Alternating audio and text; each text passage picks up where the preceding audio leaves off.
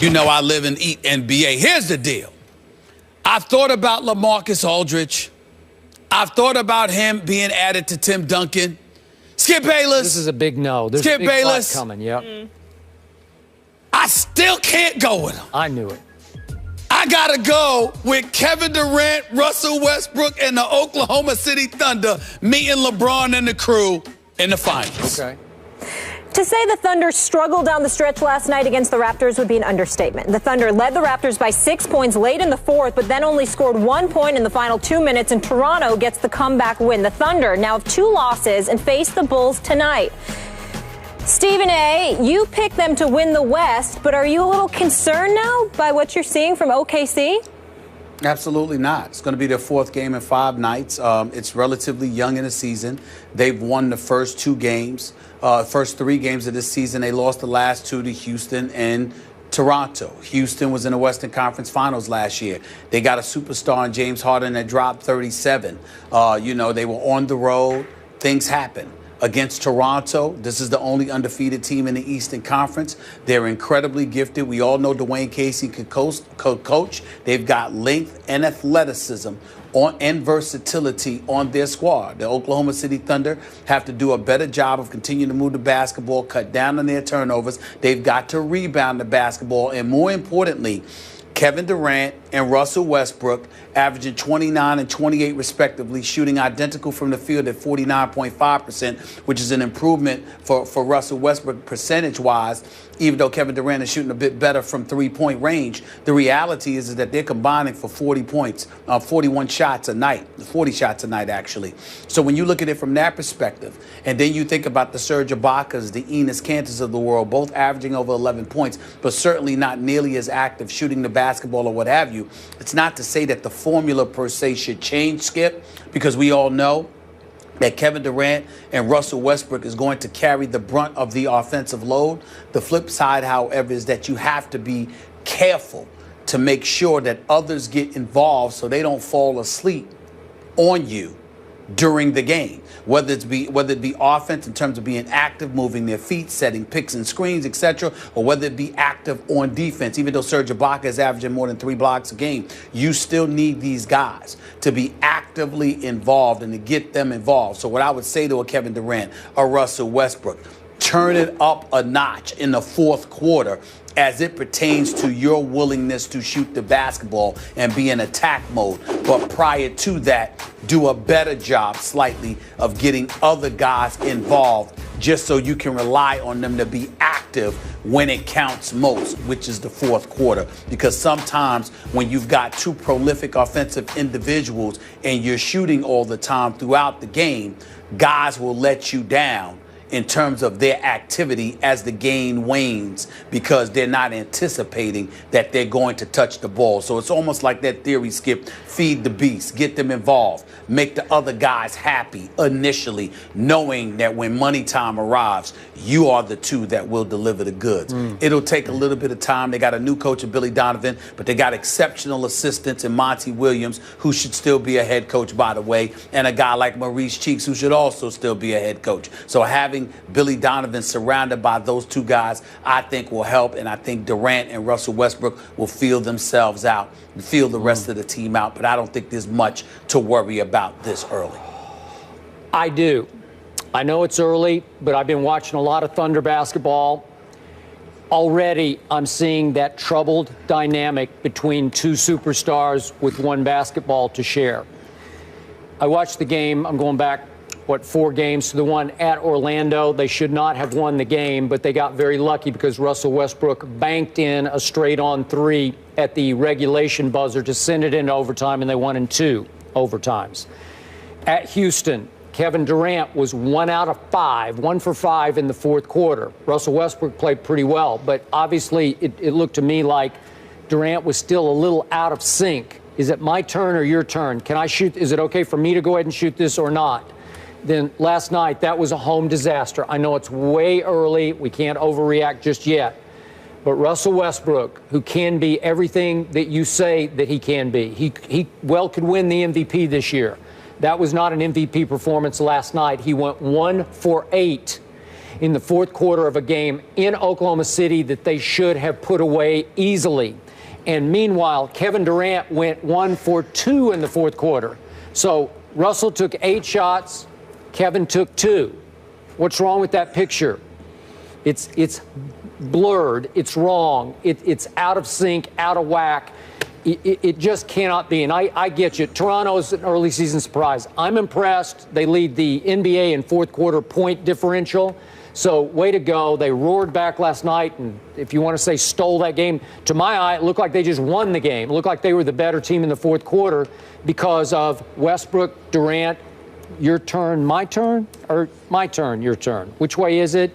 And they don't have a pecking order in a way to close games that they can trust and that will work. So that's what I'm seeing. And again, like you say, new coach, new coaching staff, they'll slowly figure it out. But I still think down the stretch when it really counts, these two will have a hard time sharing one basketball. Well, I think they'll have a hard time sharing the basketball, Skip, early in the season, not later. We can't sit here and talk that and say that Billy Donovan is an exceptional coach, while Mo Cheeks and Monty Williams, at the very least, are exceptional assistants. That Kevin Durant and Russell Westbrook are superstar talents, and then insult them by acting like they can't find a way to figure this out. It's incredibly early. Everybody will play their role. Their positions will be defined. But if we want to sit there and nitpick about it, Skip, here's what I would tell you. Kevin Durant will need, not right now, but as the season wanes, will need to be more aggressive. It's not Russell Westbrook's fault that Kevin Durant only shot twice. Don't tell me that he touched the ball 2 times in the fourth quarter. We all know that he touched the ball more than that. But I go back to that little story, and I'll share it with you and Molly right now. It's an all-time story as far as I'm concerned from my years in Philadelphia as a beat writer covering Allen Iverson with the 76ers. Larry Brown was complaining about Allen Iverson shooting the basketball, saying he was never going to pass it, blah, blah, blah, blah, blah. Allen Iverson pulled me out of the practice floor at Philadelphia College of Osteopathic Medicine, which is where the Sixers practice. And Allen Iverson told this quick story, Skip. He said, Stephen A., how long does it usually take us to get past half court? Would you say about 8 seconds? So the shot clock 24, that's 24 minus 8, that's 16, right? He said, I come up the court. I give it to Eric Snow. Eric Snow gives it to Tyrone Hill. Tyrone Hill gives it to George Lynch or somebody, or Dikembe Mutombo. And ultimately, the ball comes back to me. He says, Stephen A., it's about 5 seconds left on the shot clock. If you let the ball get back to me, evidently you didn't want to do something with this, so what you expect me to do? Of course I'll go shoot the ball. And I broke down laughing because as much as that might irritate coaches and beyond, it actually made sense. So when you look at it from that perspective, the reason why the Russell Westbrook story comes into play with Kevin Durant is Russell Westbrook's bringing the ball up the floor. He's the point guard. And they do whatever it is that they do. If the ball touches Kevin Durant, and Kevin Durant is 6'10", who can pull up from 30, who's got a handle nasty enough to go on anybody, doesn't take it upon himself to shoot the basketball, what the hell is Russell Westbrook supposed to do? You got to want to do it yourself. And that's what I'm saying. And I've seen Russell Westbrook give Kevin Durant the ball enough where there is absolutely, positively no excuse on God's green earth for Kevin Durant to be taking 2 shots in the fourth quarter. And don't tell me he's touched the ball just twice, because I've seen him touch the ball more than twice. You got to want it, and you got to want to go get it. And that's on Kevin Durant. That's not on Russell Westbrook. Okay, that's just my thought. Okay, 2 quick points. Your Iverson story doesn't apply here because Allen Iverson did not have Kevin Durant standing over on the wing saying, hi, remember me? I'm sorry, it was AI or bust on that team. So I get what you're talking about. Russell Westbrook is the point guard. He makes the first decision. He dribbles it past half court, and he gets to choose. Am I going to pass it to Kevin or pass it to somebody else? Or am I going to jack up another shot? And last night in the fourth quarter, he shot it 8 times and made 1. Those are all his choices. So Kevin can't control him. And last quick point, new coaching staff, trust me, what they're going to learn about Russell, supreme talent, as talented as any player in the entire world, to me, virtually uncoachable. He's the point guard. He's not going to listen to what they say. He does what he feels like needs to be done at that moment. And I admire his guts. Nope, he won't. I know. I just think that's disrespectful, Skip. No, to sit not. there and It's the say truth. that he's uncoachable. He's Skip, just not going to listen.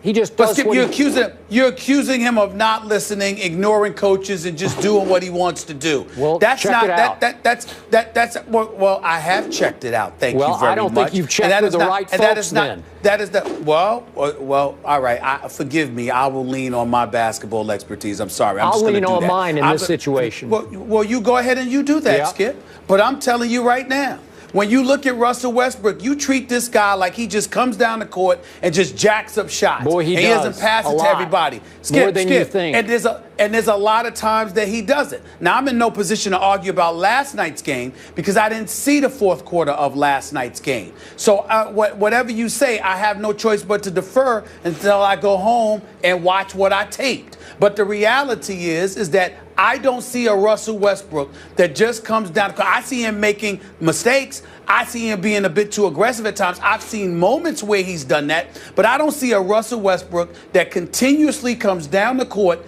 ignores his teammates, and just jacks up shots. I don't see that guy. And I don't think that's fair for you to classify him like that. He's made mistakes. He isn't the prototypical point guard. He's no Chris Paul. He's no Steph Curry. He's no Tony Parker or anybody like that.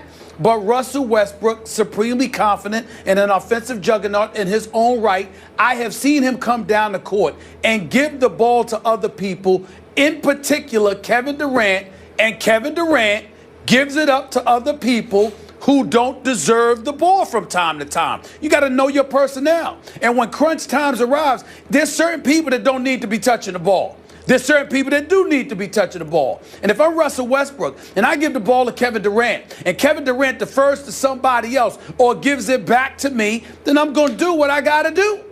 It's just that simple. Okay, who do you think the primary option in the fourth quarter for the Thunder Kevin always Durant. is? It's Kevin wrong. Durant. You're wrong. Kevin. It's Russell Westbrook. He's the guy with the ball in his hands. He thinks he's the primary option. What was your It's happened question? for years. I don't know what team you've been watching. You're not That's how listening they to play. my question. I'm asking you a question. I didn't understand your question. Are you asking me who should be the number one option or who they designate the number one option to be? That's what I'm trying to get Just to the who answer. Is. Not who gets who is the number one option?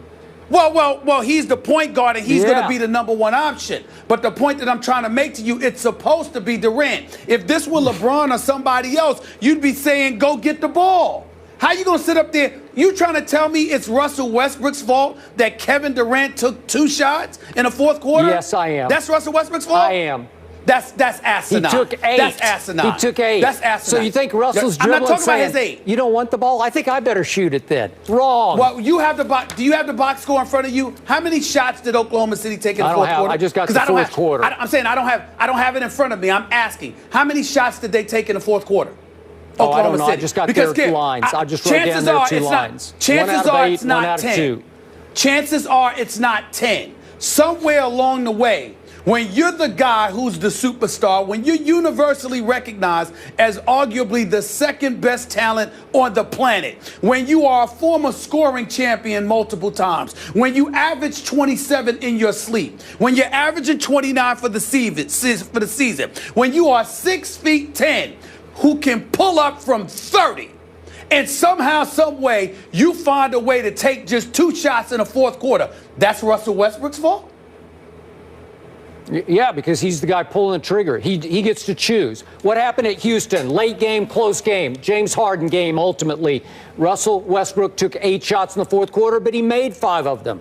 Kevin tried 5 shots in that fourth quarter and made only 1 at Houston. And I think last night, Kevin just gave up and said, you go ahead and do it. And all I'm saying is, you making the argument that Russell Westbrook may shoot too much, I agree with that. I'm just saying, don't blame him for the amount of shots Kevin Durant doesn't take when it counts. You are the superstar.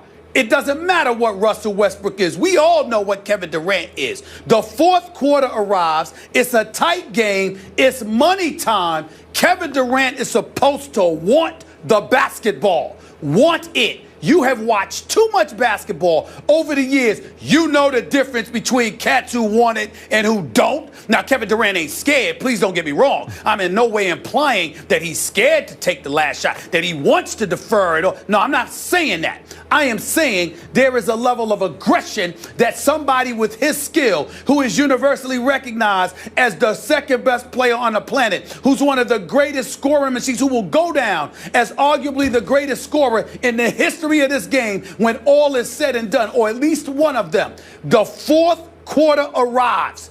I don't care how many shots Russell Westbrook takes. We can say that he takes too many shots, but there is no excuse for Kevin Durant to be taking 2 shots in a fourth quarter of any close game. I agree. He's Kevin I'm completely Durant. with you. So last quick question. Just give me a quick answer. One-word answer. Get the ball. Do you think Kevin Durant went to Russell after the game in the locker room and said, hey, man, I need the basketball more in the fourth quarter? You think he did? I don't know. I don't think so. I didn't ask. I don't know. But I will tell.